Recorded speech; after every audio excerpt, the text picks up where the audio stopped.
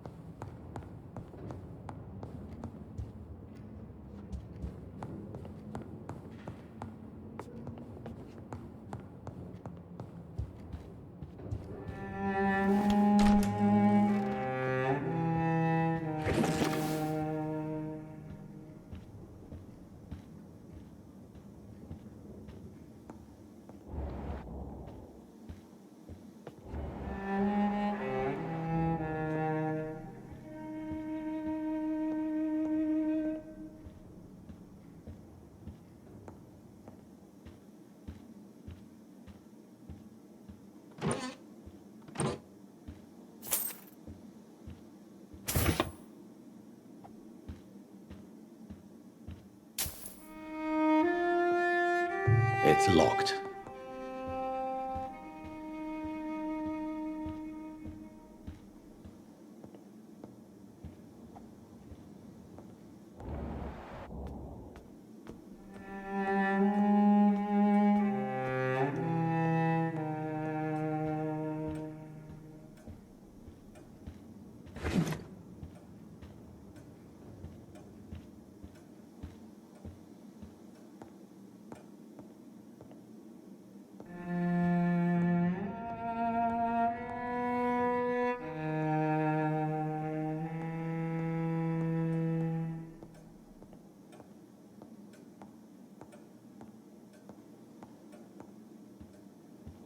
It's locked, all right.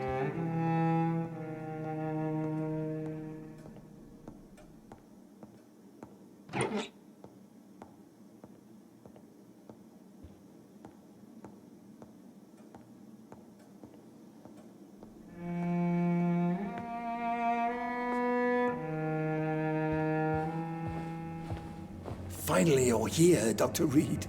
What took you so long? I had to pass several of your barricades and outposts to access your mansion, sir. Death, pestilence surround us, and time is against me. I see you've gathered some of the most expensive, albeit experimental, blood transfusion equipment available. All this could be so useful in a hospital. Yes, yes. Since Lord Redgrave sent me a doctor to perform my conversion, I thought you might find some of these devices useful. Most thoughtful. But tonight I'm not here as a physician. But I feel reassured that a specialist such as yourself would help me to escape the Reaper. Very well. But before I proceed, I have a few questions for you. If you must, but be quick, for I don't have much time left in this life. First of all, I need to be sure that you know exactly what is going to happen to you, sir. I can assure you I'm as informed as any man can be. I have planned for this moment, Dr. Reed. Planned very carefully.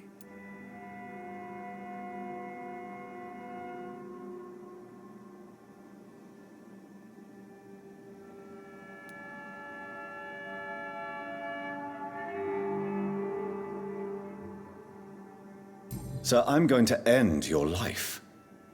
Do you not wish to discuss the procedure for even a minute? I don't have a minute to indulge in idle chatter.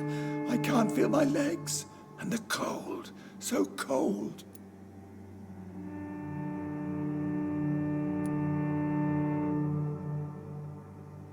You'll need to feed on warm blood.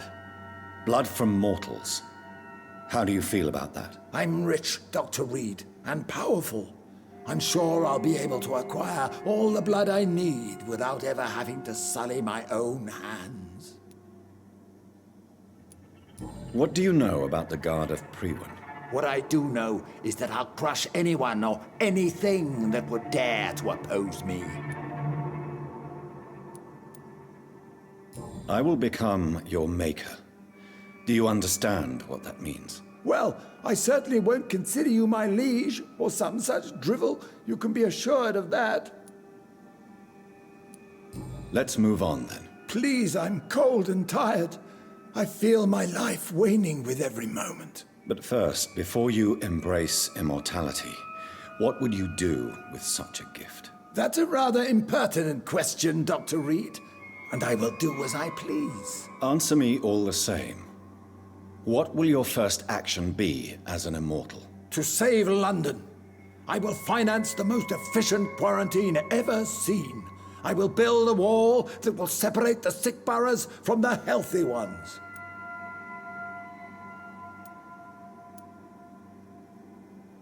Who gave you the right to decide the fate of thousands of people? My money. My money and my pending immortality gives me the needed authority, Doctor. I'm a businessman.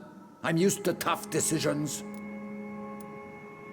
You really plan to build a quarantine wall across London? Yes, it will be tall and strong, separating the wheat from the chaff. By doing so, you will also create two separate prisons. Come, sir. An eminent doctor like yourself knows that such radical measures have proved efficient in the past. Let me guess. You mean to isolate the rich from the poor? This is a desperate measure for desperate times.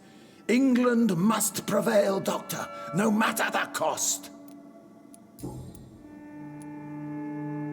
Quarantine is not a bad idea, medically speaking. But I'm convinced this epidemic will not be contained by mere walls. As long as the right people are on the right side of the wall, that's all that matters. But you can't guarantee infection will not spread. Just one contagious carrier would be enough to create an apocalypse. The apocalypse is already knocking at the gate. We must be strong now. What if a new outbreak happens inside your walls? You'll have created a giant trap. That won't happen. As long as we dispose of anyone that is contaminated as soon as they are spotted. I've heard enough.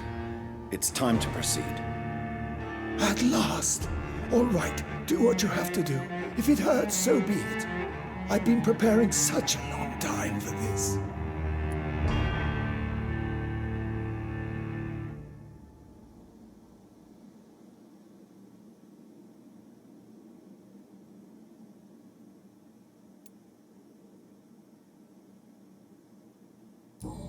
Listen to me, Aloysius Dawson. You will forget your fear of dying, for it has poisoned your mind and made you bitter and ruthless since the death of your twin brother. You don't understand. Death is oblivion, the eternal void. I know there's nothing there. I saw it in Robert's empty eyes. I saw myself in that coffin. Death is painful for those who remain, not for those who have passed. All that occult gibberish you filled your head with has made you forget this simple truth. No! Death will not claim me. I have the power and the money. I've acquired the arcane knowledge needed. I believe there is magic, there are dark forces. You will provide me my extension. Your ignorance makes you a fool. You have no idea. Look at me. Hunted like a beast, my family lost, cursed. I have not escaped death, I have become it. No, there must be a way. I don't want to go like my brother did. I have money, lots of money. Money won't ease your mind.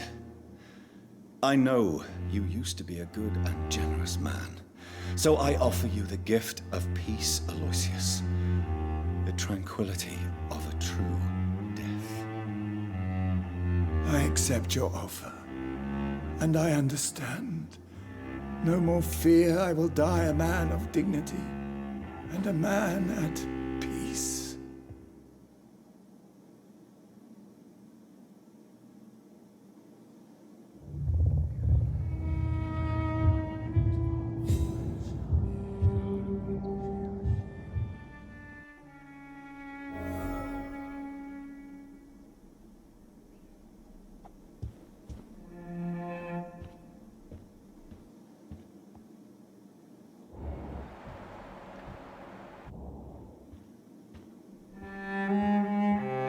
It's locked.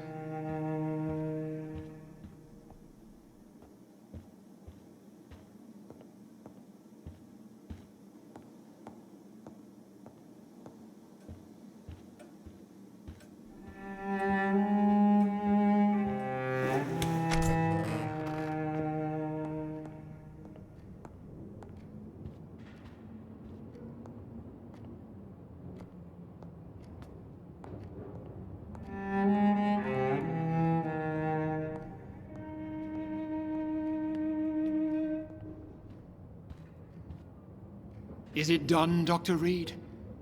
Is Aloysius Dawson reborn, as expected? I'm afraid Mr. Dawson finally chose to embrace life and death as a mortal. What do you mean? He has overcome his fear of dying.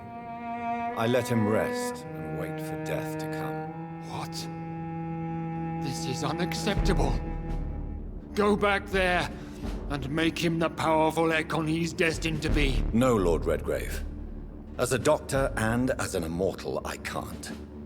If you wish to make him your progeny, then proceed on your own. This is an outrage beyond words. This is betrayal, pure and simple. I should kill you on the spot. You swore on William Marshall's blood. Well, get rid of me then. From now on, you're an outcast. Banished. You are forbidden to ever appear in front of us again. Ascalon will smite you on sight, and your heart will be thrown to the rats. I'll leave you then. Have fun with your puppets and shadow plays, Lord Redgrave. Yes, go, traitor, and take that awful creature, that counterfeit of a woman I saw waiting for you, and be gone!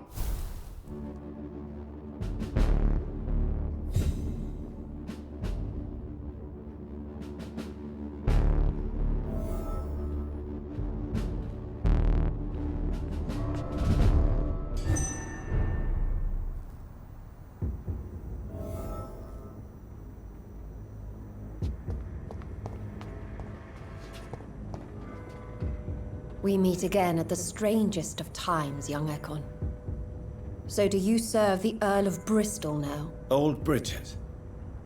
What are you doing here? Your friend, the wise Ekon. She sent me to warn you. Did anyone see you? It's a long way from the dock sewers, and hunters are patrolling the streets here. Who said I took the streets? How do you think I survived for centuries in this city without ever being seen? I know all her secrets. How did you meet Lady Ashbury? She came to us in the sewers in search of answers. Just as you did. What kind of answers did you give her? I knew nothing of your maker, but we talked. We talked a lot. Her words and ideas are captivating. It is no surprise that you like her. I like her too. Lady Ashbury in the sewers?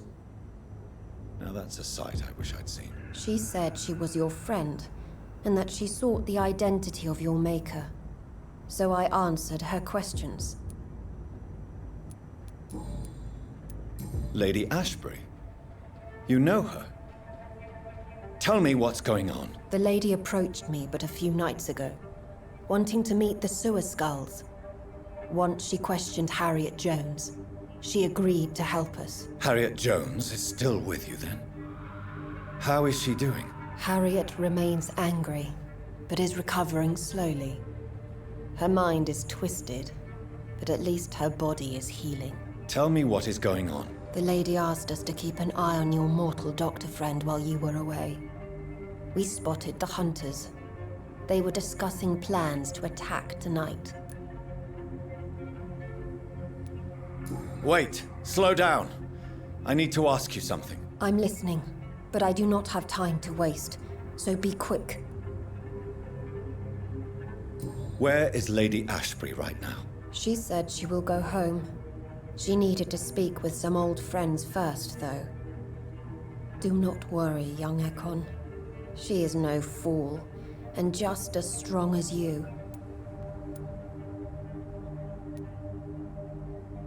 How did Elizabeth find you? She presented herself humbly at our gate and asked if we knew of any ancestral vampires hiding in London. She asked about Ascalon. She asked about many things. What do you think of her? Her soul is good, yet tainted with a deep sadness and the scars of ancient wounds. Time does that to us immortals, for we have so much to dwell upon. Why did she come to you? I am old Bridget, the buried memory of the city. She sought the silent truths, truths I have kept hidden for so long. Why do I feel like Lord Redgrave was particularly irritated to see you? Far more so than the average Skull, if I may say. Because I used to know him quite well, and he is afraid I may remember who he really is. You're Elizabeth's informant. You're the one who told her about Lord Redgrave's lies regarding his lineage. Yes, but my words were not meant to hurt or threaten. I simply told the story of the sewer skulls, and of so many other forgotten children. No time to lose, then. I must go there right away. I shall return to my den. Have you a message for the lady? Should I see her before you?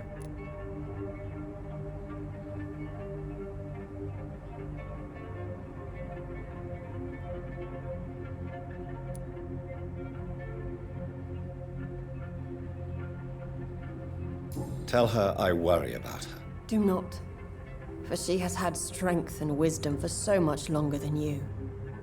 Go now and take care, young Ekon, for the flames are rising.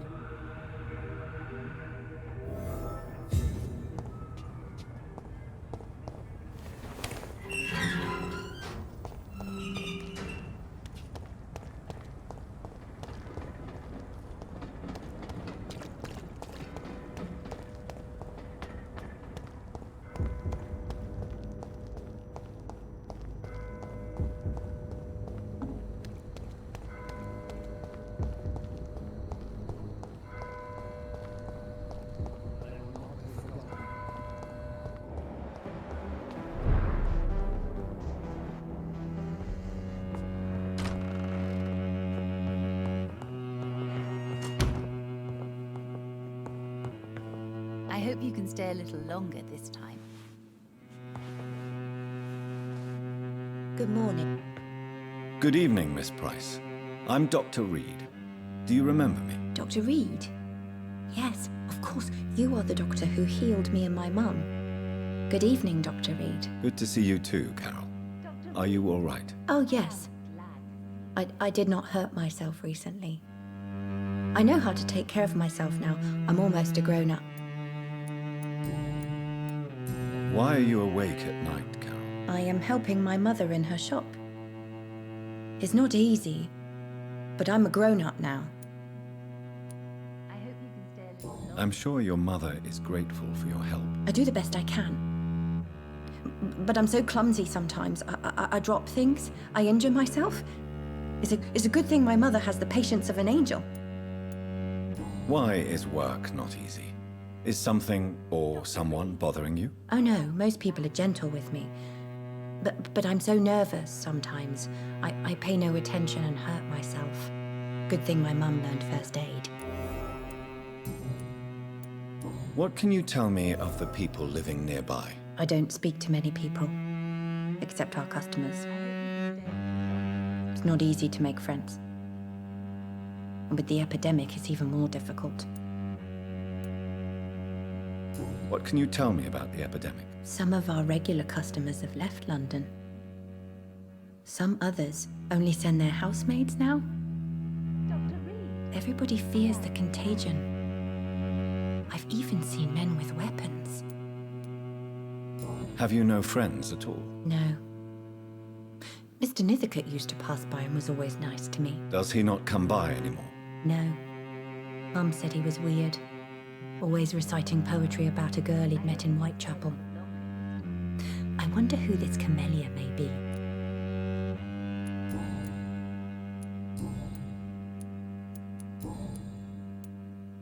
Do you enjoy working with your mother? Oh yes, Doctor.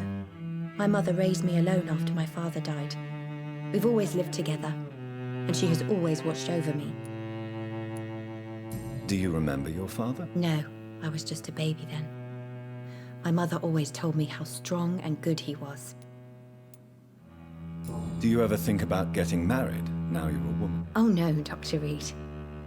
Mum always says I'm still a child who has no idea how tough life can be. No husband would like a clumsy girl like me.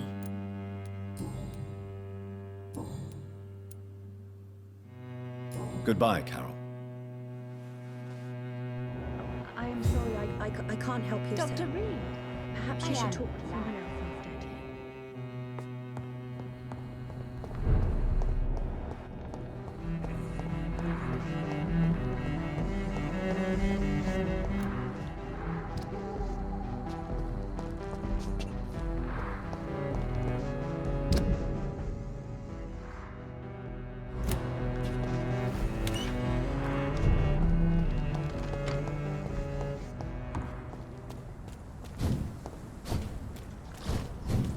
This is now my domain, young Echo.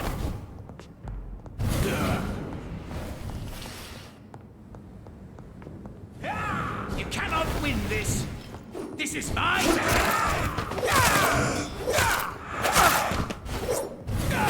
You're mine.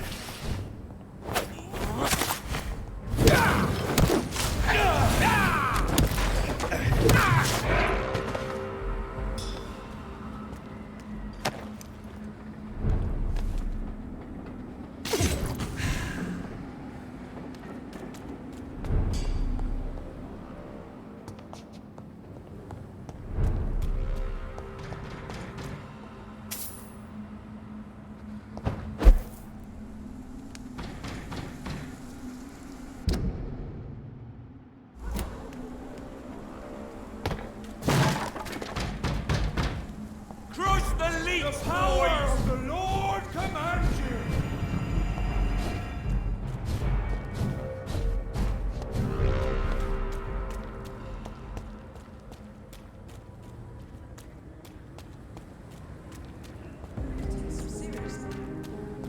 Women of all countries unite!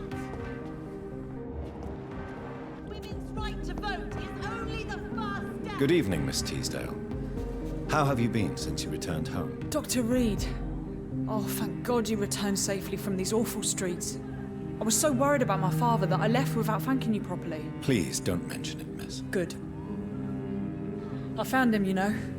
My dad. Or what was left of him. I think my abductor intended to do the same thing to me.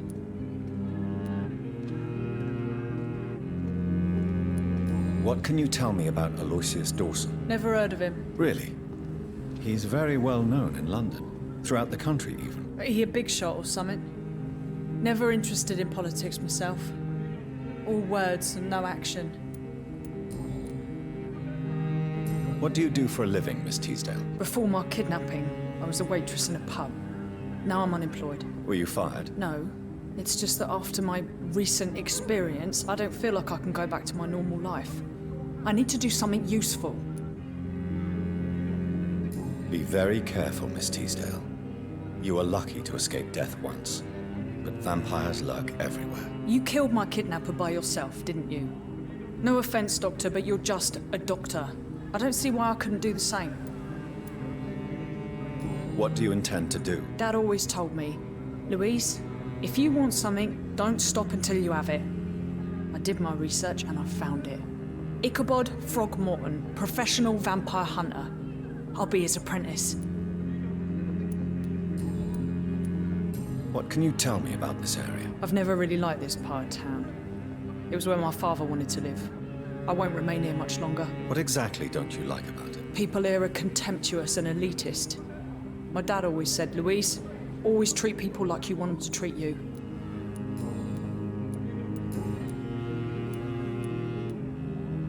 You seem to cherish your father a great deal. Dad was the best. He kept an eye on me, but let me make my own mistakes. Louise, he used to say, mistakes are the best teacher. You would have liked him. I'm sorry you didn't have the opportunity to say goodbye. That's all right.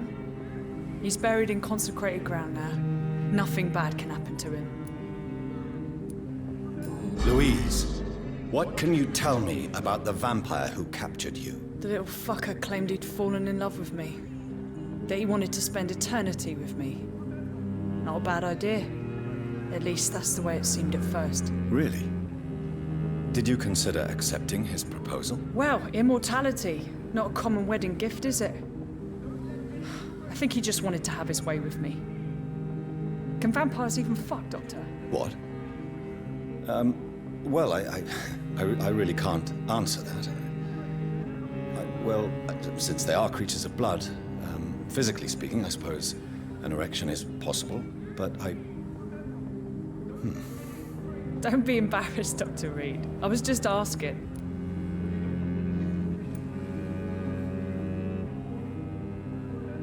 Louise, tell me what you really think about your father's sacrifice to save you. I'm proud he went after me. I forgive him all his harsh words, all his bloody attitudes. I only wish I could tell him how much I loved him. Yes. It can be traumatic not having the chance to say goodbye to those we love. Yes, Doctor. And there's no treatment for that type of pain, isn't that right? That may be the last thing my father taught me.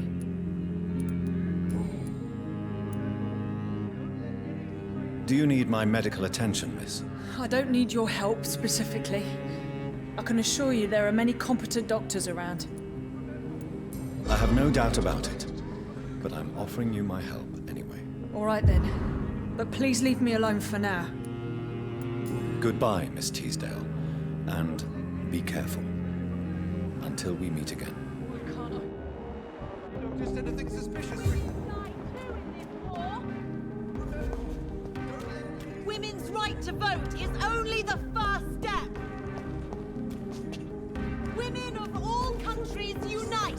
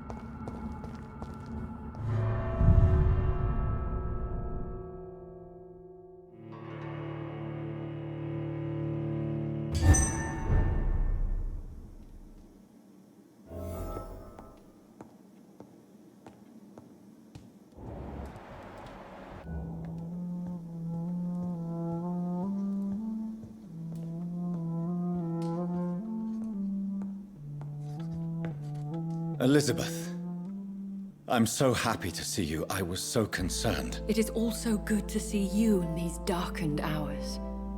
Is all well, my dear? Indeed, we stand upon the precipice. Has the news reached you of Edgar Swansea? No. I returned home but moments ago. What of him? Your friend, the well-informed old Bridget, tells me the Guard of Priwen has assaulted Pembroke. I fear Edgar tops their bloody list. Bridget? She is such a tragic figure. And yet, I sense deep inside, she has a delicate, fragile soul.